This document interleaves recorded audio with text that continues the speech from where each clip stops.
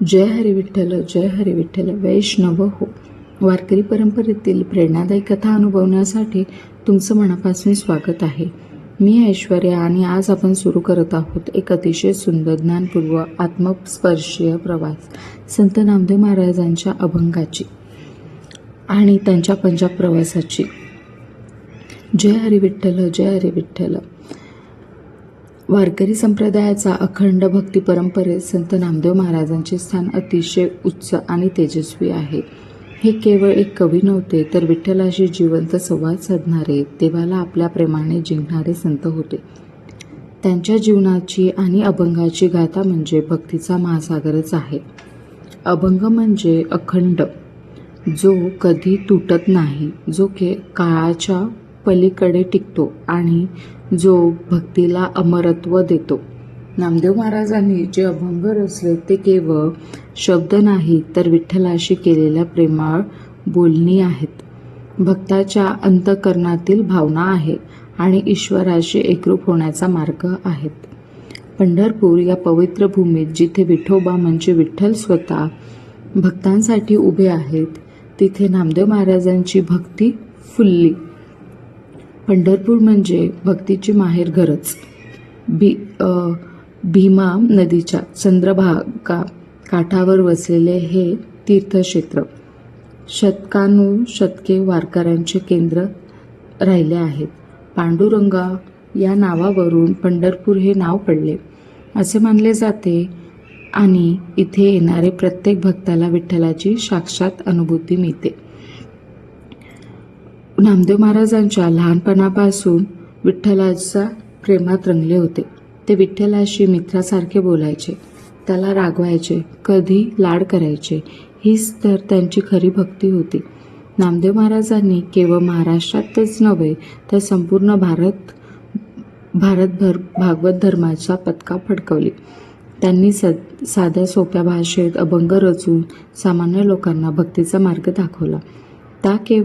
त्या काळात धार्मिक ज्ञान हे संस्कृतीमध्ये मर्यादित होते, पण नामदेव महाराजांनी लोकभाषेत विठ्ठलाचे नाम दिले आणि भक्ती सर्वांपर्यंत पोचवली. त्यांच्या अभंगामध्ये करुणा, प्रेम, समता आणि ईश्वर भक्तीचा गहरा संदेश होता. त्यांनी समाजातील भेदभाव दूर करण्याचा प्रयत्न केला. देव सर्वाचाच आहे हे त्यांनी आपल्याला वाणीतून सांगितले.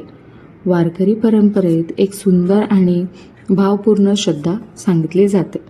नामदेव महाराजांनी विठ्ठलासमोर 1 कोटी अभंग रचण्याची प्रतिज्ञा घेतली होती. त्या अखंड भक्तीमुळे त्यांनी 96 कोटी अभंग पूर्ण केले. 96 कोटी अभंग पूर्ण केले असे मानले जातं आणि उरलेले 4 कोटी अभंग पूर्ण करण्यासाठी त्यांनी पुढील जन्म घेतला. त्या पुढील जन्मात ते संत तुकाराम महाराज म्हणून अवतरले आणि त्यांनी त्या पूर्ण भक्ती कार्याला पूर्णत्व दिले. अशी गाढ श्रद्धा आहे की ही गोष्ट ऐतिहासिक पुराव्यावर आधारित नसली तरी तिच्या मार्गातील भावार्थ अतिशय सुंदर आहे. भक्ती कधी संपत नाही, ती जन्मोजन्मी चालू राहते आणि संतांचे कार्य काळाच्या पलीकडे जाऊन मानवाला देवाशी जोडत राहते.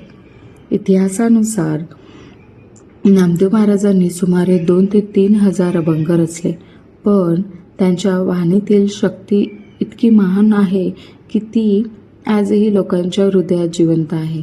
त्यांची भक्ती केवळ महाराष्ट्रापुरतं न मर्यादित राहिली नाही, ते उत्तर भारतात गेले. विशेषतः पंजाबमध्ये त्यांनी कीर्तन आणि उपदेश दिला. त्यांच्या भक्तीचा प्रभाव इतका मोठा होता की त्यांच्या सुमारे 60 पेक्षा अधिक रचना गुरु ग्रंथ साहिब या शीख धर्माचा पवित्र ग्रंथात समावेश करण्यात आला. यावरून स्पष्ट होतं की संदेश सर्वधर्मीय, सर्वसमावेशक आणि सार्वत्रिक होता. पंढरपुरामध्येच त्यांचा जीवनाचा शेवटचा काळ गेला. विठ्ठलाच्या चरणी अखंड नामस्मरण करत त्यांनी आपले जीवन अर्पण केले. त्यांच्या 675व्या संजीवनी समाधी सोहळ्यानिमित्त पंढरपुरामध्ये अखंड हरिनाम सप्ताह, कीर्तन, भजन आणि विविध धार्मिक कार्यक्रमाचे आयोजन केले जाते. या उत्सवातून आजही हजारो वारकरी नामदेव महाराजांच्या भक्तीचा अनुभव घेतात आणि त्यांच्या वाणीतून प्रेरणा घेतात. संत नामदेव महाराजांचे जीवन आपल्याला एक संदेश देते. भक्ती ही मोठी आहे. भाषा किंवा विद्वत्ता नाही, देव दूर नाही, तो आपल्या मनात आहे आणि त्याला मिळवण्यासाठी फक्त प्रेम श्रद्धा हवी. त्यांच्या अभंगातून विठ्ठलाशी जोडलेली ती प्रेमाची डोर आजही प्रत्येक वारकऱ्यांच्या ओठांवर आणि हृदयात जिवंत आहे. जय हरी विठ्ठल, जय हरी विठ्ठल. मित्रांनो,